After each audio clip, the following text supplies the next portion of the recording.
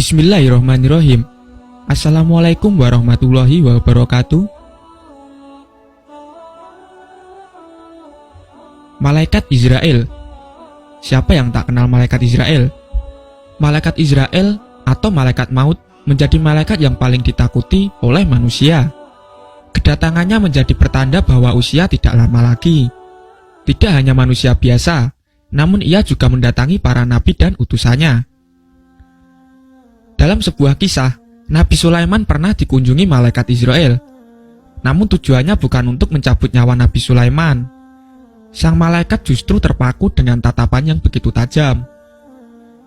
Ternyata, malaikat pencabut nyawa ini sedang menatap seorang tamu yang sedang berkunjung ke rumah Nabi Sulaiman. Karena tatapannya ini, tamu pun sangat ketakutan dan meminta Nabi Sulaiman memindahkannya ke negeri Cina. Tidak seorang pun yang mengetahui kapan dan bagaimana ia akan meninggalkan dunia ini. Sebab Allah SWT merahasiakan perkara yang satu ini dari ciptaannya. Kematian setiap makhluk sudah ditakdirkan tanpa terkecuali. Ada banyak cara yang dilakukan oleh malaikat maut untuk menyabut nyawa manusia. Tentu saja itu semua atas perintah dari Allah SWT. Mendatangi rumah atau menjelma menjadi makhluk juga digunakan malaikat Israel untuk mencabut nyawa manusia.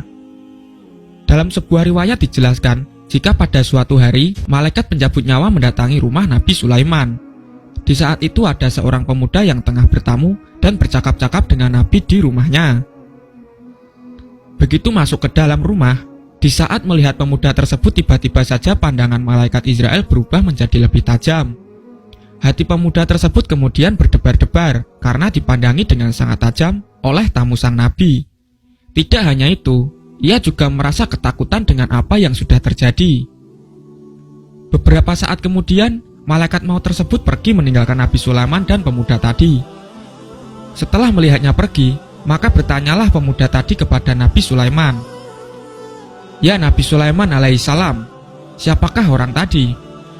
Nabi Sulaiman menjawab, "Ia adalah malaikat maut yang sedang menyamar menjadi manusia."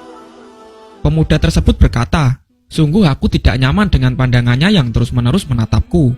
Aku menjadi takut, jangan-jangan dia ingin mencabut nyawaku." "Ya Nabi Sulaiman, sebagai seorang nabi yang diberi kekuatan oleh Allah untuk menguasai angin, bisakah kau menyuruh angin untuk menerbangkanku ke negeri Cina? Semoga dia tidak bisa mengejarku ke negeri Cina." Nabi Sulaiman berkata, "Apabila memang sudah waktumu untuk meninggal, bukankah kau tidak bisa lolos dari kematian?" "Ya, tapi aku ingin mencobanya. Wahai Nabi Sulaiman, aku mohon kepada engkau agar menyuruh angin untuk membawaku ke negeri Cina," katanya. Setelah memohon dengan sungguh-sungguh, akhirnya Nabi Sulaiman bersedia mengabulkan keinginan si pemuda tadi. Dengan mukjizat dari Allah SWT yang telah dilimpahkan kepada Nabi Sulaiman, maka ia bisa memerintahkan angin untuk membawa pemuda itu ke negeri Cina sesuai dengan permintaannya. Hingga akhirnya sampailah pemuda tersebut ke negeri Cina. Beberapa lama setelah kejadian tersebut, datanglah malaikat maut kepada Nabi Sulaiman.